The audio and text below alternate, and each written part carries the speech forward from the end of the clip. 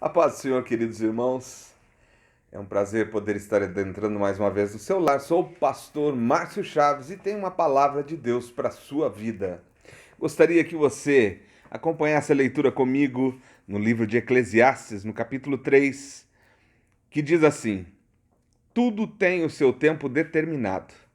Há tempo para todo o propósito debaixo do céu. Eu estava pensando hoje, analisando um pouquinho sobre o que é o tempo. E o tempo é uma sucessão de anos, de meses, de dias, de horas, que envolvem toda a nossa noção de presente, de passado e de futuro. É uma flexão indicativa do momento em que se refere à ação. É o começo de uma oportunidade dada a uma pessoa em um determinado momento em que se vive. Por exemplo, a oportunidade que eu tive ontem de trazer uma palavra para você não volta mais. O começo desta minha gravação já não volta mais. Eu posso parar ela e recomeçar, mas voltar ao que eu comecei a dizer, ao tempo em que eu comecei a falar, no segundo exato em que eu comecei a falar, já não volta mais. Ele já se passou, já é passado. Um passado não muito distante, apenas alguns minutos. Mas, infelizmente, não há mais como eu retornar a ele. Por isso, o que o pregador nos fala no livro de Eclesiastes, quando ele diz que tudo tem o seu tempo determinado, é a mais pura verdade.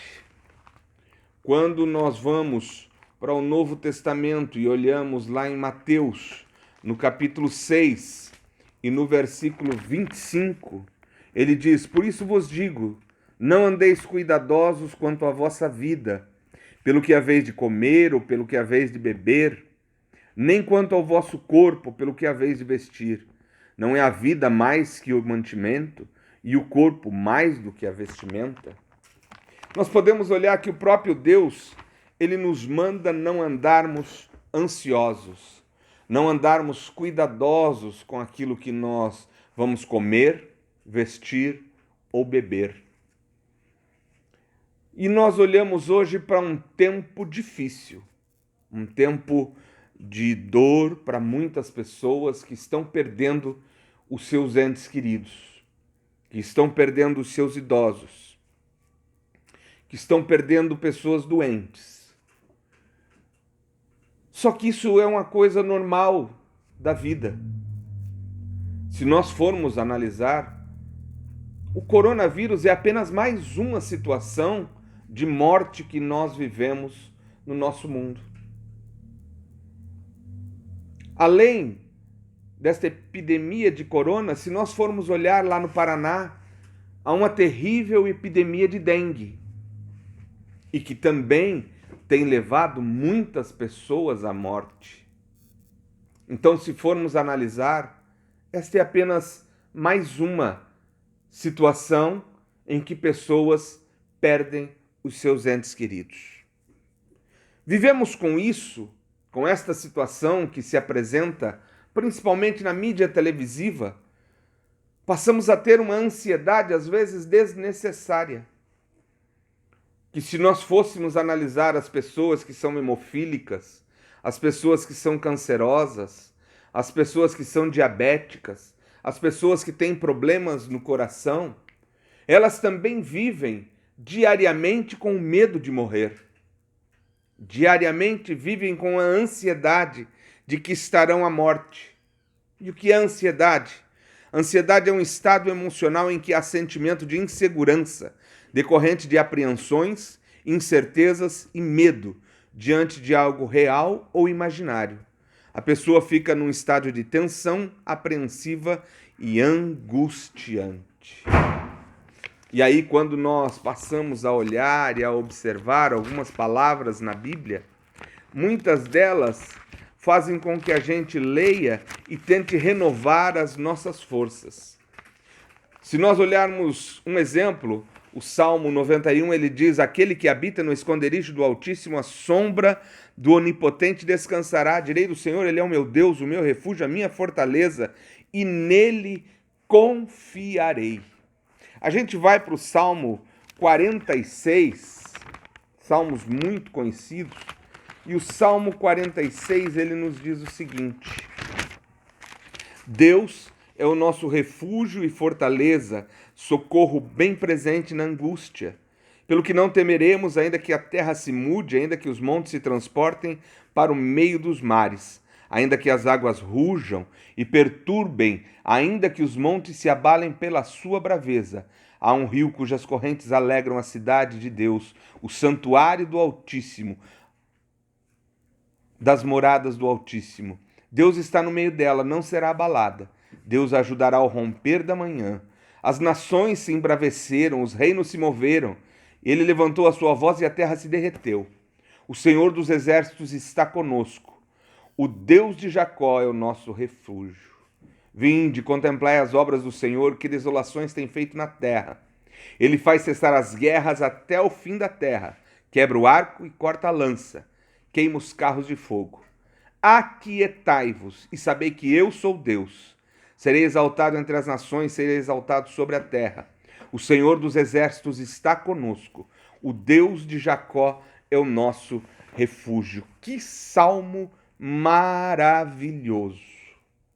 Para quem está angustiado, para quem está preocupado, para quem está falando uma porção de abobrinha, como a gente está vendo por aí, principalmente no Face, um material que poderia ser utilizado para o bem, está sendo utilizado para propagar o medo, o pânico. Muita gente tentando resolver o que não pode. Ei, olha para o que diz o Salmo 46, no versículo 10, aquietai-vos. Então fica quieto, para olhar o que Deus faz, as maravilhas que Deus faz. Ele cessa todas as guerras. E nós estamos vivendo numa guerra, uma guerra contra nós mesmos, aonde nós estamos atirando contra o próprio ser humano. Nós já sabemos o que deve ser feito, nós sabemos que temos que ficar em casa, nós sabemos que precisamos lavar as nossas mãos, higienizar as nossas roupas, tudo isso nós já sabemos. Mas as pessoas vão botando pânico, pânico, pânico. Gente que poderia acalmar está simplesmente transformando a situação para virar um caos. Mas eu quero dizer para você, meu querido amigo, que este é o tempo que Deus escolheu para passarmos por essas tribulações. Não podemos fazer nada de diferente a não ser orarmos e clamarmos ao Senhor, porque no momento em que nós oramos, nós trazemos um tempo de paz para as nossas vidas. Podemos ter incertezas, podemos ter medo, mas não podemos deixar isso tomar conta das nossas vidas. Nós precisamos saber esperar o tempo passar. Há tempo para tudo. Tempo de nascer, tempo de morrer, tempo de casar-se, tempo de dar-se em casamento. Tempo de nós nos alegrarmos e tempo de nós entristecermos. E estamos vivendo um tempo de entristecermos-nos. Mas não podemos deixar o pânico tomar conta das nossas vidas. Temos que ter a nossa mente tranquila. Temos que ter a nossa mente sã. Nós estamos vivendo confinados, fechados. Eu conheço pessoas que estão com medo de sair de dentro de casa até para tomar sol no pátio. Pânico. E o que é que isso vai nos levar? Vai levar-nos a termos uma mente perturbada. Os psicólogos já estão preocupados com pessoas que estão com mente perturbada. Ontem, infelizmente, eu recebi uma triste notícia de um jovem conhecido da família lá no Paraná que com 25 anos se suicidou. 25 anos. Suicidou-se, um rapaz inteligentíssimo. Ou seja, a cabeça começa a ficar perturbada. Será que morreremos apenas pelo vírus? ou diversas pessoas vendo as situações que estão acontecendo, de empresas quebrando, perdendo seus empregos, pessoas presas, confinadas dentro de casa, será que essas pessoas também não vão começar a perturbarem-se e a pensarem em tirar a sua própria vida? Por isso precisamos olhar para um salmo como esse, em que Deus diz: aquietai-vos e sabei que eu sou Deus. Só Deus pode nos livrar neste tempo em que nós estamos vivendo. Mas nós precisamos aprender a passar por esse tempo. Exemplos bíblicos nós temos vários. Se você lê a Bíblia, você conhece. Se você não lê a Bíblia, eu te peço, meu querido amigo, comece a ler a Bíblia que você tem guardada aí dentro da sua casa. Os exemplos bíblicos nos dizem que Abraão esperou 25 anos pelo nascimento de Isaque, uma promessa feita por Deus. De Isaque veio a Jacó. José nasceu de Jacó, ou seja, ele era bisneto de Abraão. Bisneto de Abraão. Por 15 anos ele foi preso até Deus tirar ele da prisão e colocar como governador do Egito. Israel ficou presa no Egito depois que José trouxe todo mundo para livrá-los da morte lá em Canaã, por aproximadamente 400 anos até Deus levantar Moisés, que ficou 40 anos no Egito e depois ficou mais 40 anos no deserto, aprendendo a viver no deserto, para então retirar o povo do Egito e levar para a terra prometida. E ainda ficou mais 40 anos andando em círculos no deserto, até chegar aonde Deus queria. Davi é outro exemplo. Davi foi ungido ao trono, rei, menino. Mas até ele chegar ao trono, se passaram aproximadamente 10 anos desta promessa. Ele passou por lutas, ele passou por dificuldades, ele teve que se esconder dentro de cavernas. Saul queria matá-lo. E se a gente for olhar na palavra, mesmo sabendo que Saul estava o perseguindo, que Saul queria matá-lo, por 2 vezes Davi teve Saul na mão para matar ele. E ele simplesmente disse: quem sou eu para tocar no ungido do Senhor? Davi soube esperar o seu tempo, e quando ele esperou o seu tempo, se tornou o maior de todos os reis. Abraão soube esperar o seu tempo, e hoje ele é considerado o grande em 3 religiões. Se nós formos olhar para José, ele foi considerado a pessoa que salvou o povo na hora da seca lá no Egito. E os seus ossos voltaram com o povo para Israel. Olha só que coisa interessante. Moisés é considerado libertador. Então, se a gente for olhar, tudo tem o seu tempo, porque Deus tem tudo determinado nas suas mãos. Deus tem tudo organizado no seu pensamento. Deus tem tudo controlado. Nós temos é que aprender a passar os tempos da nossa vida. Qual o tempo que você deve esperar, meu irmão? O tempo determinado por Deus. E para isso nós precisamos aprender a administrar o nosso tempo. As pessoas estavam vivendo sem administrar nada. Saíam cedo de casa e voltavam somente à noite. Não viam mais seus filhos, não viam mais sua esposa, seu esposo. Por quê? Porque não tinham mais tempo para nada. Viviam em prol dos seus negócios, viviam em prol das suas situações financeiras, viviam apenas querendo ganhar dinheiro, e esqueciam do mais importante, o convívio com a família. Filhos que estavam sendo criados pelo celular, filhos que estavam, ou talvez até ainda estejam, sendo criados por iPad. Começa a fazer bagunça, toma. Pega aí, criança, começa a mexer no meu celular. Fica no joguinho. Pais que não sabem mais lidar com as suas crianças. Pais que não estão preparados para ser pais. E delegam para um iPad para que a criança fique concentrada naquilo. Crianças com 1 ano e meio, 2, que já sabem ligar o seu telefone celular e procurar aquilo que querem. Que tipo de pais nós estamos vivendo nesse tempo? Que tipo de pais somos nós nesse tempo? Foi preciso Deus dar um basta a esta situação e botar um vírusinho pequenininho para que as pessoas entrem para dentro das suas casas e comecem a conviver. Tem até umas piadinhas no Facebook em que a mulher escreve lá: poxa, comecei depois de muito tempo a conversar com meu marido, até que ele é gente boa. A gente ri, mas tem situações que é verdade. Esposas que já não conversavam mais com esposos, esposos que não conversavam mais com esposas, e que agora tem que parar e ficar dentro da mesma casa, conversando, trocando ideia, discutindo, às vezes brigando, mas tendo que voltar à normalidade porque estão sozinhos ali dentro. Deus coloca um tempo para ficarmos quietos dentro das nossas casas, para voltarmos a conviver com os nossos filhos, a conversar com os nossos filhos, para procurarmos entender a cabeça deles. Conversar com adolescente não é fácil. Eu tenho 3 adolescentes dentro da minha casa.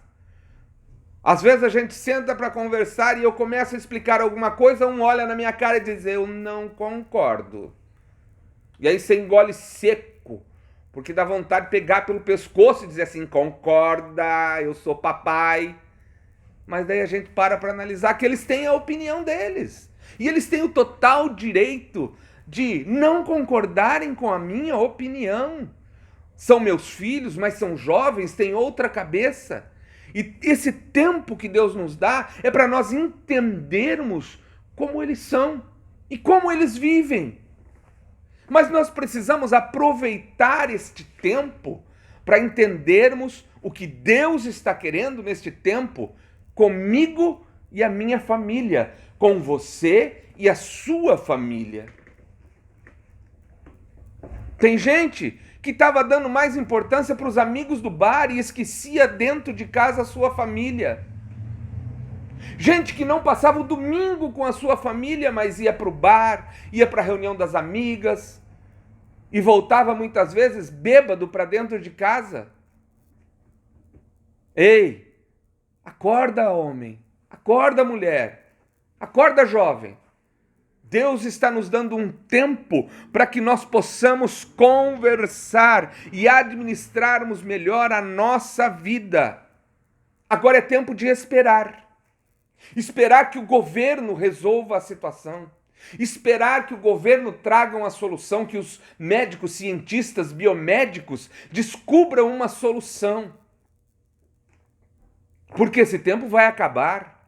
Nós não vamos ficar um tempo da nossa vida toda dentro de casa. Vai chegar um momento em que vão dizer para nós: pronto, vão trabalhar. E aí nós vamos ter que estar mais fortes, mais corajosos, nos impulsionarmos a trabalharmos e a lutarmos pela nossa família, pela sustentação da nossa família. Sustentar não apenas financeiramente, mas sustentar aquilo que nós vamos conquistar neste tempo que Deus tirou para as famílias se reunirem, conversarem, trocarem ideias, se conhecerem.